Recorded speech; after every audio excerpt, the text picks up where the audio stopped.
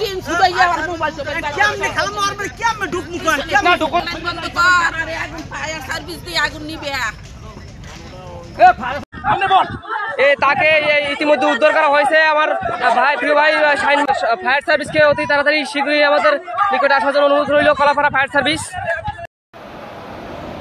পটুয়াখালীর কলাপাড়ায় আধিপত্য বিস্তার ও পটুয়াখালী 1320 মেগাওয়াট তাপবিদ্যুৎ কেন্দ্রের সার্ভিস জেটি ঘাটে লোড আনলোডের কাজে শ্রমিক সরবরাহ বিরোধকে কেন্দ্র করে শাহিন মির্জা নামের এক ব্যবসায়ীর ব্যবসা প্রতিষ্ঠানে আগুন দিয়েছে দুর্বৃত্তরা। মঙ্গলবার বেলা 11টার দিকে ধানখালী ইউনিয়নে মরিচবুনিয়া গ্রামে এই ঘটনা ঘটে। এই ঘটনায় ওই এলাকার দোলন মির্জা, মিরাজ ও সাব্বির নামে 3 যুবক আহত হয়েছে। ভাঙচুর করা হয়েছে একটি প্রাইভেট কার। এতে ওই ব্যবসায়ীর প্রায় 1 কোটি টাকার ক্ষয়ক্ষতি হয়েছে। পরে ফায়ার সার্ভিস, সেনাবাহিনী ও পুলিশ ঘটনাস্থলে এসে আগুন নিয়ন্ত্রণে আনে।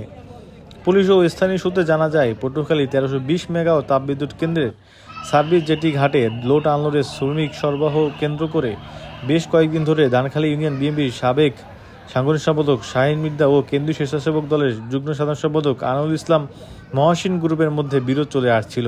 এই বিরোধকে কেন্দ্র করে সকাল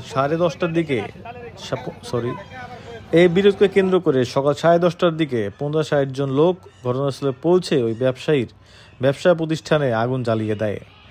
এ সময় শাহিন মির্জা ওই প্রতিষ্ঠানের ভিতরে থাকলেও স্থানীয়রা তাকে অক্ষত অবস্থায় উদ্ধার করতে সক্ষম হয়। কলাপাড়া থানার ওসি জুহির ইসলাম বলেন, ঘটনাস্থলে পুলিশ মোতায়েন রয়েছে। বর্তমানে পরিস্থিতি শান্ত রয়েছে।